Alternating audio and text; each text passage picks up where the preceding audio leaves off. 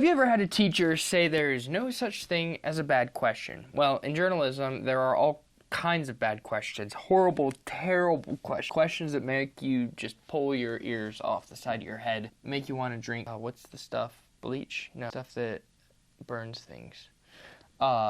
It's just bad. It's bad journalism. Bad questions. What in the world does that have to do with you? Well, that, my friend, is an example of a great question. Nice. You might care about bad questions because as news consumers, bad questions get bad answers, and that's bad information for you, and it's just a waste of time at the end of the day. And you also just want fresh, reliable information. You want interviews that tell you something you don't know. When we as reporters don't do our job, you, as the recipient, get bad information, or just plain unhelpful information at best.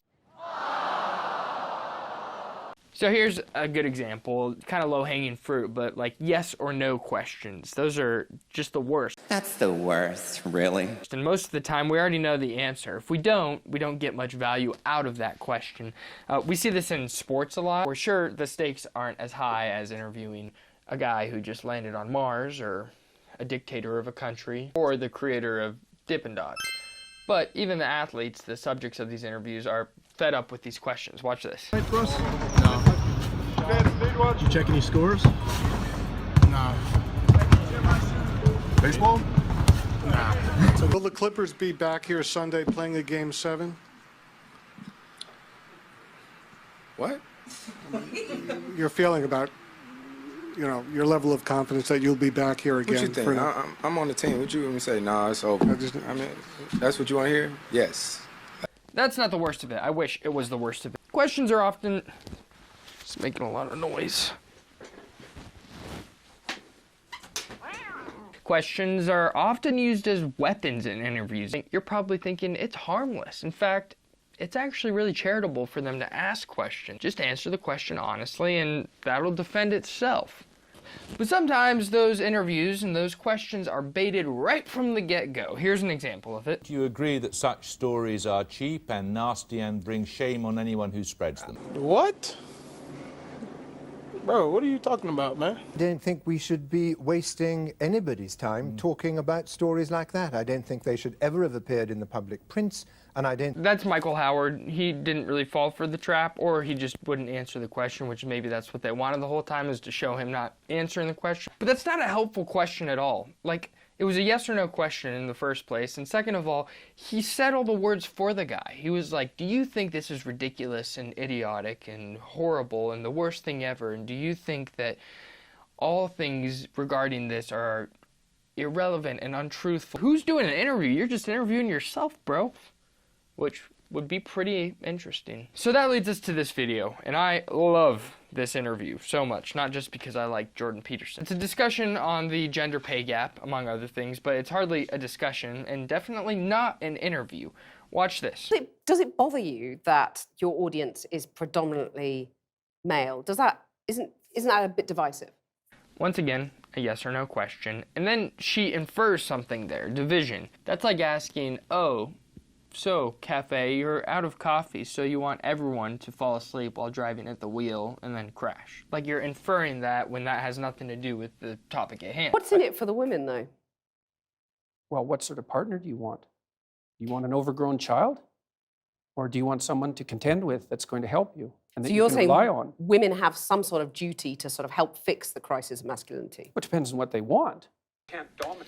All right, so this is another common method that the media uses where the reporter reiterates back to the person they're interviewing what they say. And it sounds really sincere, right? It's like, hey, I'm trying to hear you correctly, and here's what I'm hearing you say. But the problem is he never said that at all. It fits into her narrative, but it wasn't what he said in the first place. But I want to put to you that here in the UK, for example, let's take that as an example, the gender pay gap stands at just over 9%.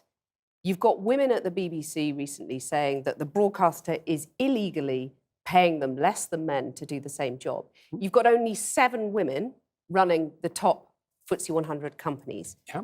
So it seems to a lot of women that they're still being dominated and excluded, to quote your words back to you. It does seem that way, but multivariate analysis of the pay gap indicate that it doesn't exist.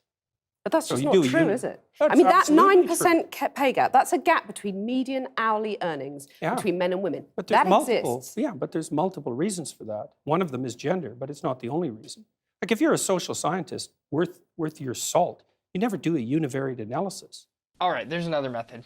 So she's throwing a very isolated statistic back at him that pigeonholes him. And in any other situation, chances are she's going to pigeonhole someone, because if you pick one statistic, no one knows every single statistic. And nothing speaks louder than numbers, except for a clinical psychologist. Unfortunately for Kathy Newman, she didn't realize who she was interviewing, and he knows full well about multivariate analysis. So Jordan Peterson didn't fall prey to those common media strategies, but many do, so it's good to look out for that. Here's a more recent example of a news anchor trapping an interviewee. Republican candidate Vivek Ramaswamy participated in a town hall put on by CNN, where reporter Abby Phillip, remember, I said reporter, not debater, not opponent, not other presidential candidate. She's supposed to be a reporter. She's supposed to be asking questions, right? She brings up a controversial topic, the January 6th Capitol riot. You use the phrase inside job to describe what happened on January 6th. The next day, Capitol rioter Alan Hosteler highlighted your comments at his sentencing. He is going to prison for 11 years. So she's doubling down on the fact that a rioter is going to prison and is using comments that Ramaswamy used in his defense. And he's quoting Ramaswamy in his defense, which, as an aside, this drives me nuts. Oh, golly. It's ridiculous. The guy has never met Ramaswamy. He's never talked to him. She's talking like they're best friends, that they came up with this idea, this quote together. They plotted together. So maybe because they're best friends, everything that Ramaswamy thinks, this prisoner also thinks. Comments at his sentencing. He is going to prison for 11 years. It's not helpful, but once again, she's inferring something. So here's my concern, Abby, and I want to tell you guys where I'm at. If you had told me it's close to 3 years ago that January 6, 2021 happened, if you had told me 3 years ago, back... All right, this goes on pretty long, but basically what Ramaswamy is saying is, you know, he used to think things were conspiracies until he started running in politics. He used to be a businessman. Now that he's a politician, the things that are most fringe, most conspiratorial, if that's a word, are actually happening, and he's seeing them happen, including this idea of the January 6th Capitol riots being an inside job. So now he's finally getting to the meat of it, and he's going to defend his claim. Because we know that there were federal law enforcement agents in that field. We don't know how many. I think it's shameful. And if I may finish just answering, well, let me this just, is really important. I'm going to go ahead and interrupt you here because I know. Okay, so she waited for the first opportunity she had that he took a breath, because the guy doesn't take many breaths. He talks a lot. But he took a breath and she butted in. And notice that she interrupts him because he's not making the point she wants him to make. This will keep happening for the next 5 minutes. The establishment doesn't approve of this message. I know that there were federal we should be able to talk about this. You're saying that there were federal agents. This is important to talk about. You are saying there were federal... I don't know what they're clapping about. I can't hear anything. January 6th. Yep. There is no evidence that there were federal agents in the crowd on January 6th. So why, before Congress, when pressed on what the number was, they didn't say there were none? They just couldn't say there. Ooh, interesting. He flips the question on her. Who's the reporter now, Abby?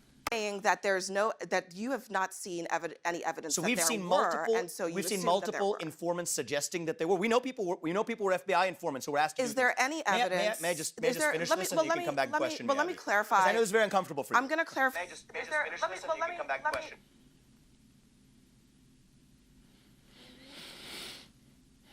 I feel my blood pressure rising.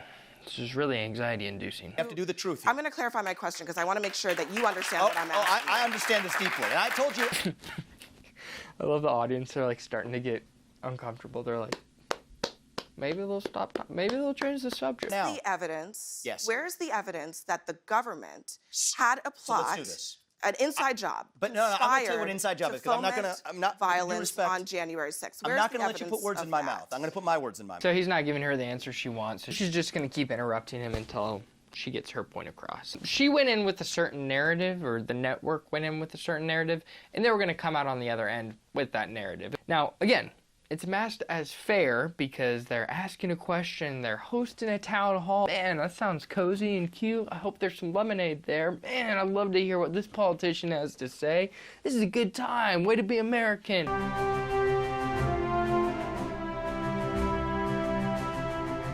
But really, It's just a way to trap him. Hey, so we'll continue to point out these ploys and tricks that the media uses to bank the story a certain way and twist the narrative to their liking. Of course, there are also plenty of examples of great questions. We'll get around to those a little bit later. Stay tuned for more content like this, and if you think that you can identify some of these ploys and tricks, throw it in the comments below. And while you're at it, like and subscribe.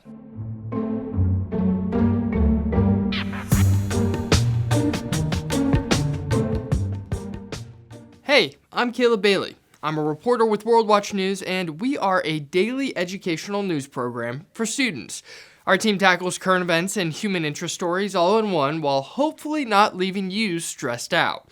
Along with these videos on YouTube, we have a full 10-minute show. And if you go to worldwatch.news/YouTube24 and use the code YouTube24, that's all caps YouTube24, you'll get the first month for free. So, if you like what we're doing here, try out our full news program. 10 minutes, 5 days a week. Just use the link in the code and we'll see you over there. Thanks for watching.